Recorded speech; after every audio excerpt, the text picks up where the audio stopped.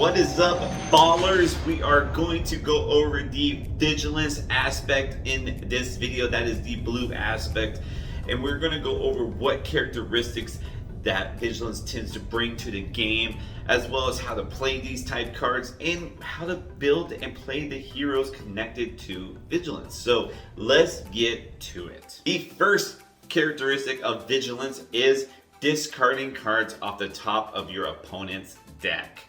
This is a way to eliminate their deck so that when they draw and they have no cards left in their deck, they have to take 3 damage for each card that they would draw. So it is a strategy in order to beat your opponent, basically fatiguing your opponent, milling them out. These are other game terms that we're going to bring in. Right now, there's only 2 cards that help support this game strat.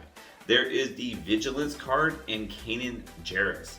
I suspect that in future sets we will see more cards look to discard off the top of your opponent's deck, and that this will be a very viable strategy. But as of now, we just know that this is something that Vigilance will bring, but is not quite here yet. Now, going on to their next mechanic, and that is to heal. Vigilant cards, there is a ton with healing out there. Whether you are playing blue-black, that is Vigilance Villainy, or Vigilance Heroism, you are going to have healing cards available to you.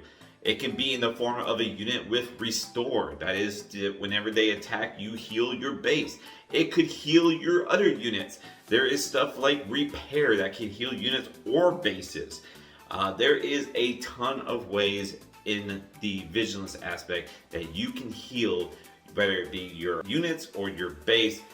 You have a ton of healing. The third characteristic of Vigilance is defeating. That is defeating your opponent's cards by just playing a card. You don't have to deal damage to them. They're just defeated from this one interaction.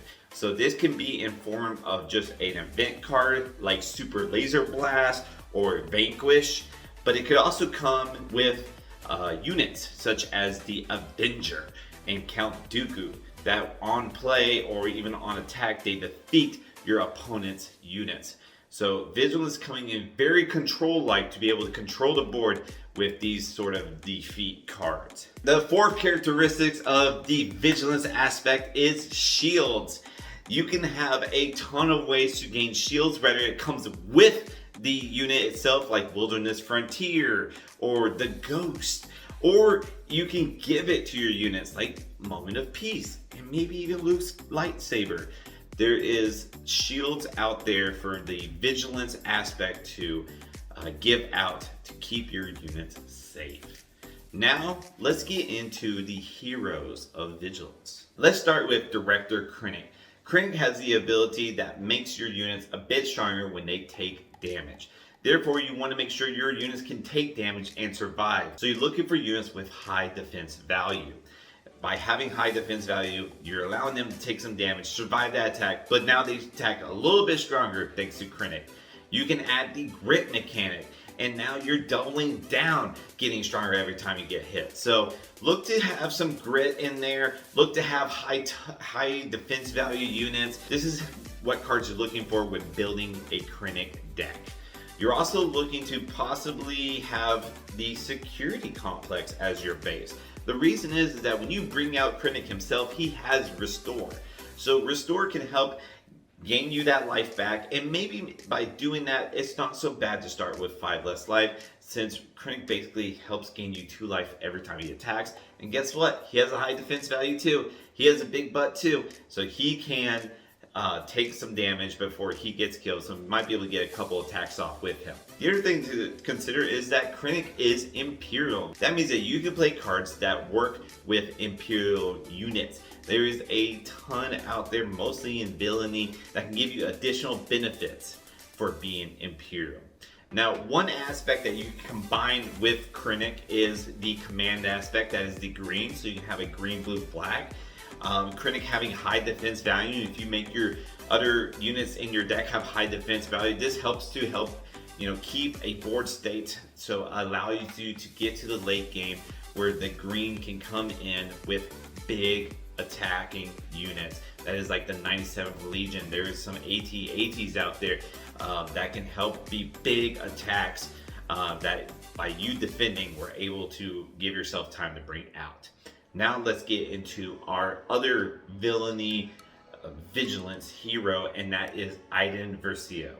She is the ultimate control hero because when you defeat an enemy unit, you can gain 1 health to your base, and therefore you're going to look to do that a ton. She is definitely the control deck because she's going to look to constantly keep your opponent's battlefields clear of units while gaining life all along the way. By doing this, you are building a control deck. Make sure you have a lot of cards that defeat your opponent's units, as well as cards that come in the late game. You will go to the late game with this deck if it's working. You will then be able to play Count Dooku, which on play he defeats in units. You can play the Avenger, on play defeats a unit, on attack defeats a unit. There is a ton of cards out there that Aiden Versio can take advantage of to not only gain health, but keep your opponent's boards clear.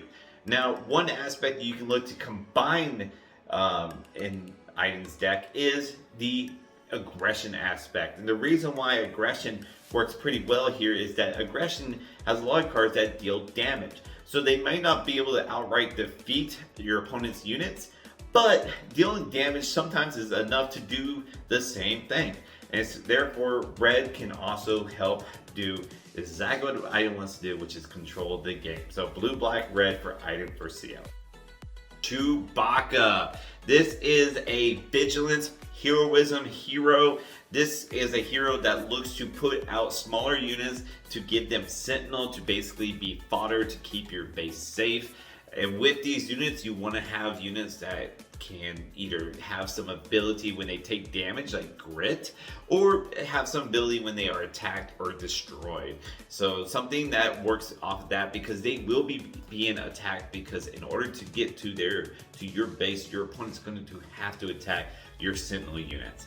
And so therefore Chewbacca allows you to put them out there, get some effects off of them. It also allows you to have a base that starts with a little bit less health, something like Security Complex, because you have so much guarding your base that you don't have to worry about them attacking your base as much as you would with other heroes. Now, when Chewbacca comes out, he comes out as a 2/9. That's a very, very big butt. And it's really good to have because he gets more powerful the more damage he takes. He also has grit. I want to try to have some upgrades in order to make him stronger so that he can take more damage, and by taking more damage he becomes more attack heavy. That's what I'm looking to do with Chewbacca. Another good aspect to pair is aggression, that is red. So having a blue, white, red deck works out very well with Chewbacca, as there's more cards with grit when you bring red in. So these are things to kind of keep in mind when building a Chewbacca deck, trying to just put units out there with some sort of effect that gets better if they get hit or attacked. Moving on. The other two Vigilance Heroism heroes are Luke Skywalker and Shara Inway. And both of these heroes are Force heroes. That is, they have the Force characteristics with them. So therefore, when you're building these decks, you want to try to build a lot of things that work better, that give additional effects when you have a Force unit. Cards like It Binds All Things. The Force is with me. Luke's lightsaber. These all work better when you have Force units around. You can also bring in other Force units that aren't your heroes, something like Obi-Wan Kenobi and other units that have that Force characteristic. Now, when it comes to Luke Skywalker, he works also to give shield units out there. So if you have more heroism units, you can give shield units to each of those heroism units, and that makes them that much better, right? It's that much harder to kill each of those units. So when you're building Luke Skywalker, you want to have those Force units, but also a lot of heroism units. For Shara Inway, you can go a little bit more heavy on the Force and not have to worry so much about the heroism aspect. Now, one aspect to combine, as far as at least with Luke, and probably not a bad thing with Shara Inway as well, is the command aspect, the green aspect. So having a blue, white, green Luke Skywalker deck can be very beneficial, as Luke does tend to get better in the late game, as that is when he can come out and start attacking to give shield units, which is obviously very good. So having the green can help bring out Luke faster. Those are the Vigilance aspect heroes, and that is the Vigilance aspect in total of what it allows you to do. Discarding cards off your opponent's deck, healing your units and your base, giving your units shield tokens, and defeating your opponent's units. This is a fun aspect. It is personally my favorite, and I plan to use this a lot. It is a very controlling aspect, so if you are a control player, I would recommend having this aspect as at least one of your 2 or 3 aspects in your deck. That's the video. Thanks for watching. Catch you on the next one.